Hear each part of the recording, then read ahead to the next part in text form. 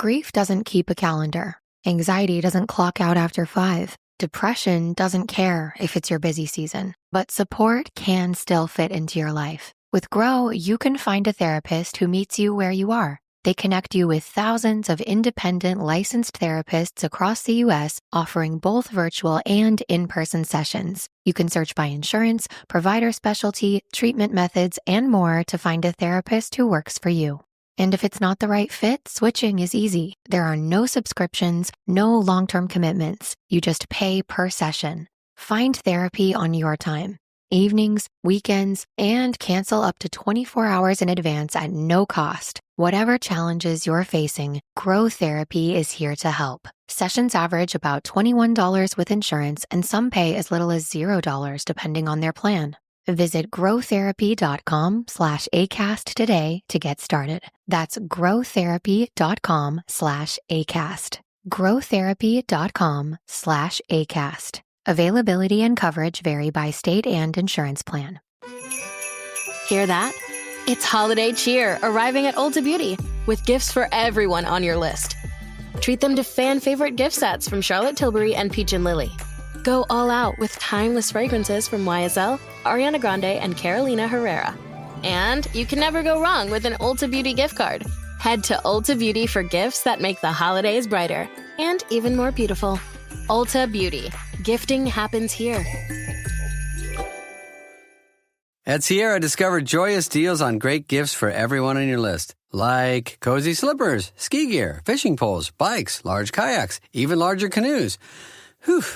Which might lead to another discovery.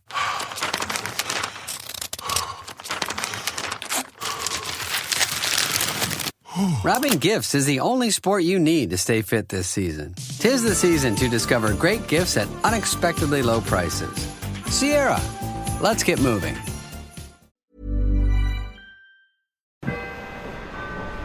Doors closing. Morning. You look unusually chipper for this hour. I got a seat on the bus this morning. It's the little victories. That is a rare cosmic alignment. Cicero is next. Doors open on the left. Cicero. Attention, people of the Blue Line. I've cracked the code to free TV. Aluminum foil antennas taped to your head. Clearer picture, better reception, and it keeps the government out of your thoughts. Okay, that's the kind of infomercial I don't want to watch. If he starts selling extended warranties, I'm getting off early. Also, what's with all the panhandlers addressing us as people of the Blue Line lately? I don't know how I feel about being a person of the Blue Line. This is Tales from the Blue Line by Auditory Anthology.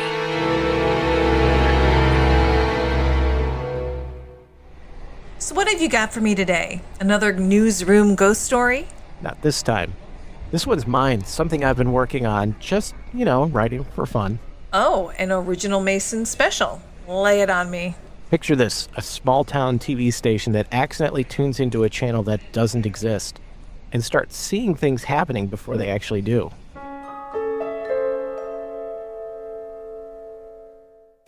The station was the kind of place that never quite caught up with the times. Its walls were painted the color of nicotine stains.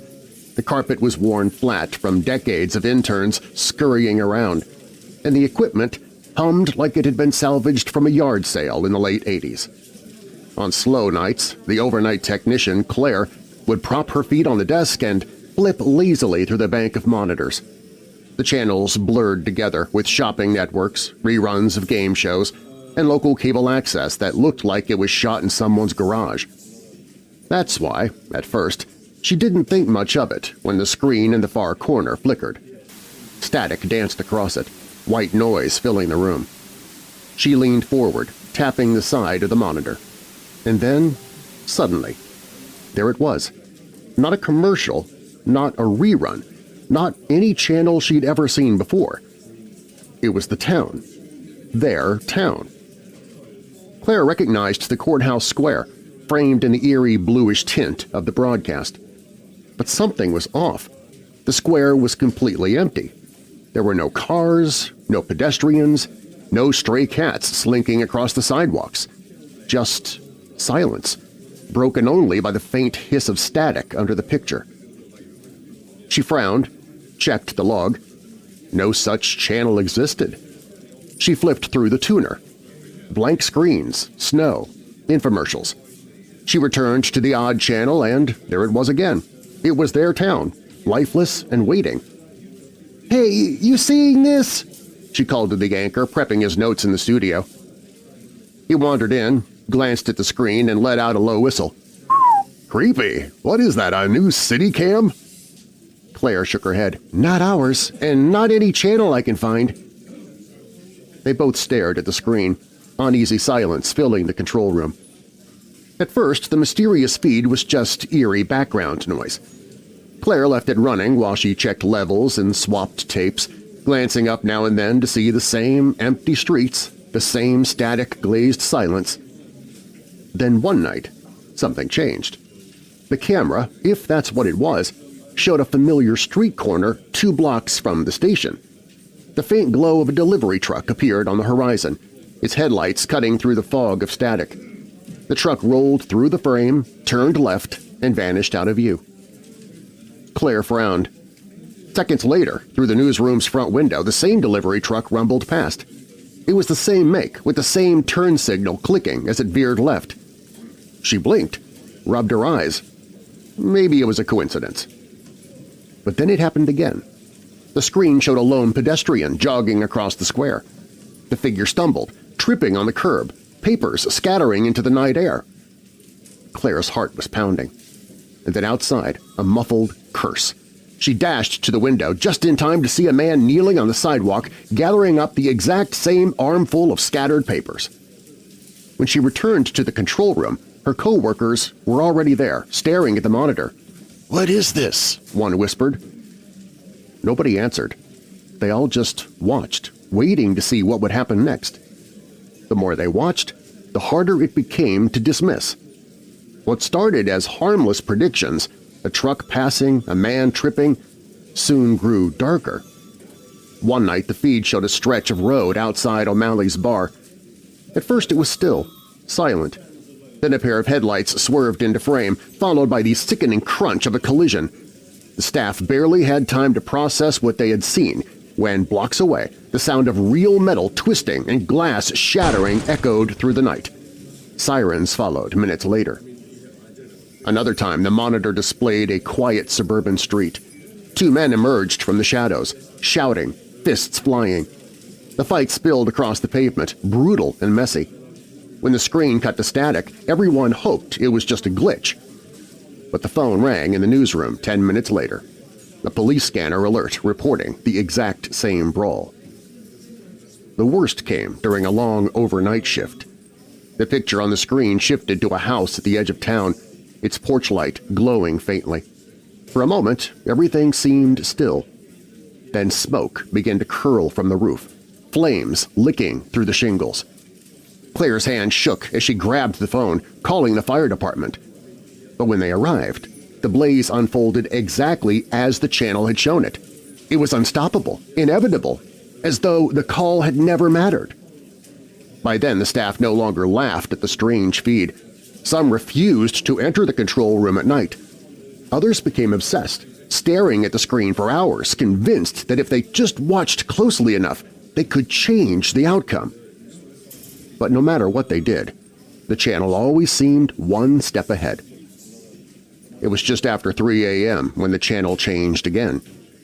Claire had been alone in the control room, the others too unnerved to linger past the last fire prediction. She was halfway through a cup of stale coffee when the screen flickered, static crawling across the picture like frost. At first she thought it was another empty street, but then she froze. It wasn't outside. It was inside. The control room itself stared back at her, captured in the same bluish tint as the other broadcasts. She saw herself, hunched over the console, lifting the same styrofoam cup to her lips. She lowered the cup in real life, and on the screen the other Claire lowered it too, a fraction of a second ahead. Her breath caught. She waved her hand. On the monitor, her double waved first. The door creaked open and 2 other staffers peeked in. They stopped dead when they saw it. The 3 of them stood there, watching themselves sit, move, speak, all of it playing out on the monitor seconds before it happened in the room. For a long moment, no one spoke. They just stared, caught in a loop of their own reflection. And then, just as abruptly as it had begun, the channel dissolved into static. White noise hissed, and when Claire tried to tune it back, the frequency was gone. By morning, no one could find the channel again. It wasn't listed, not even in the deepest corners of the dial. Some swore it had never been there at all. Still, Claire could never shake the memory of watching herself on that screen, a future she couldn't control unfolding just ahead of her. And the question lingered, one that no one at the station dared ask aloud. If a newsroom ever saw itself on the air, how would it know when to cut to a commercial?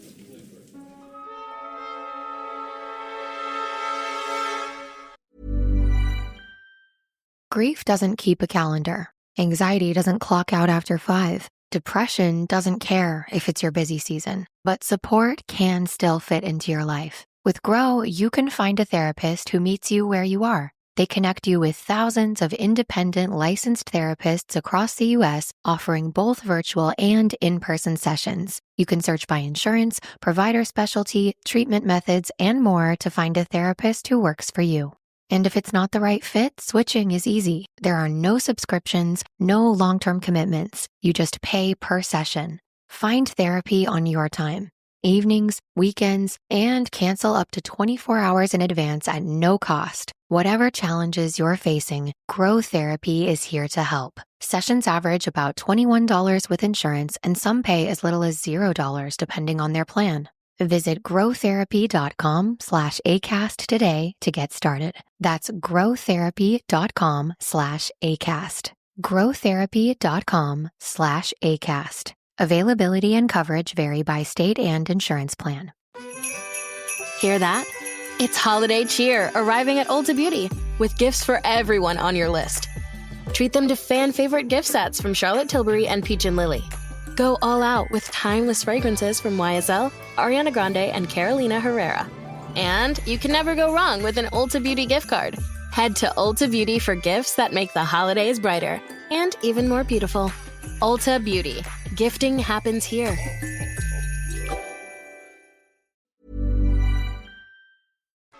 And that's when the screen showed the control room itself, kind of like that scene in Spaceballs. You really went full Twilight Zone on that one. Hey, I warned you, this one was mine, straight from the imagination. Uh-huh. So basically, you've invented the world's creepiest DVR. Creepy? I prefer visionary. Visionary or not, next time you want to scare me with ghost channels, at least promise they come with better programming than infomercials. Deal, but if you ever see yourself on a screen before you've done something, you'll thank me for the warning. If I see myself on screen, Mason, I'm transferring to the red line. This is Illinois Medical District. This is a Blue Line train to downtown and O'Hare. Tales from the Blue Line by Auditory Anthology is written and produced by me, Keith Conrad. Your narrator is Darren Marlar. Be sure to check out Darren's award-winning paranormal podcast, Weird Darkness, available at weirddarkness.com and your podcast app of choice. If you have a story you'd like to contribute to this series, you can do so by visiting submissions.soundconceptmedia.com or just follow the link in the show notes. You can also support the show by subscribing to our new Substack at auditoryanthology.substack.com. By becoming a paid subscriber, you'll help keep the stories coming. You'll also get every single episode completely commercial-free, and now you can also vote on which story will feature in upcoming episodes.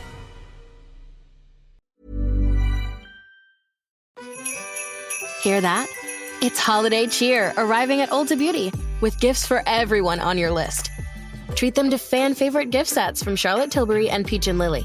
Go all out with timeless fragrances from YSL, Ariana Grande, and Carolina Herrera. And you can never go wrong with an Ulta Beauty gift card. Head to Ulta Beauty for gifts that make the holidays brighter and even more beautiful. Ulta Beauty. Gifting happens here. Fall is all about cozy comforts, and with Hero Bread, you can enjoy all your favorites and still hit your health goals. From breakfast bagels and meal prepped enchiladas to mouth-watering burgers and cheesy noodles. You won't believe Hero Bread's options have 0 to 5 grams net carbs and are high fiber from the taste and texture. And right now, Hero Bread is offering 10% off your order. Go to hero.co and use code FALL25 at checkout. That's FALL25 at hero.co. All figures are per serving of Hero Bread. Contains 2 to 18 grams of fat per serving. See the product nutrition panels on hero.co for more information. 'Tis the season of gifting and halls to deck, and the Who's in Who Newville were in love with new tech. Where can we find Sonos and Samsung and Nintendo, they shouted. Would they find it in one place? This they questioned and doubted. When suddenly a Who yelled, Walmart's the place to start! And each Who added headphones, TVs, and games to their carts. With Walmart, their shopping was done in a flurry. They cried out, "Who knew?" and ordered their gifts in a hurry. Shop the latest tech gifts in the Walmart app.